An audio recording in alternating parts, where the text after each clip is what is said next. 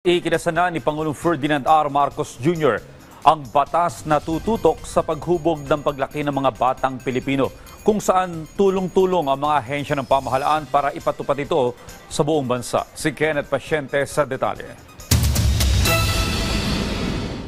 Para lalo pang paigtingin ang pangangalaga sa mga batang Pilipino, nilagdaan ni Pangulong Ferdinand R. Marcos Jr. ang Republic Act No. 12199 o Early Childhood Care and Development System Act na magtitiyak na palalakasin ng edukasyon, nutrisyon at proteksyon para sa mga bata mula pagkapanganak hanggang edad 5. Layo nitong maibigay sa mga bata ang matibay na pundasyon sa pinakamaagang yugto ng kanilang buhay. Ang Early Childhood Care and Development Council ang mangunguna sa pag-aalaga sa mga batang wala pang 5 taon, habang ang Department of Education naman ang mangangalaga sa mga nasa edad 5 hanggang 8. Bahagi rin ng batas ang pagtiyak ng serbisyo para sa mga bata na may kapansanan, kasama na ang maagang intervention at inclusive education. Kasama sa ipinatutupad na sistema ang malawakang koordinasyon ng mga ahensya ng gobyerno at mga lokal na pamahalaan upang maipatupad ito sa buong bansa. Pinuri naman ni Senate Committee on Basic Education Senator Sherwin Gatchalian ang hakbang na ito ng Pangulo. Ipinunto niya na dapat mabigyan ng pansin ang pundasyon ng kabataan lalo na sa murang edad dahil dito anya nakasalalay ang kanilang pagkatuto.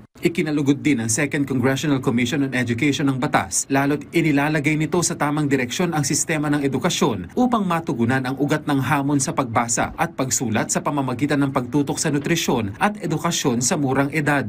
Lumalabas daw kasi sa pag-aaral na matutugunan ang ilang problema gaya ng dropout rates at mapapalakas ang literacy rates kung tutugunan ang foundation years ng mga bata. Nitong Abril, maaalalang sinaksihan ng Pangulo ang paglagda sa Joint Memorandum Circular para sa pagtatayo ng Child Development Centers. Nasa 300 CDCs ang target na maitayo, kung saan mabibigyan ng prioridad ang mga low-income barangay na wala pang CDC. Alinsunod sa mga alituntunin ng Joint Circular, dapat magsumite ang mga LGU ng kanilang budget request sa pamamagitan ng DBM Apps Portal, kung saan susuriin at irerekomenda ng DepEd ang mga kwalipikadong proyekto. These CDCs are venues for the implementation of early childhood care and development center programs and services, especially the early learning programs and family support program.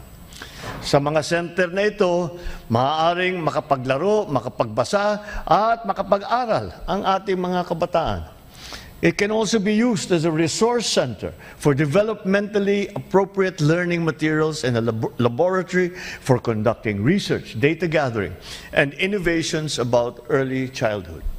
Kenneth Pasyente para sa Pambansang TV sa Bagong Pilipinas.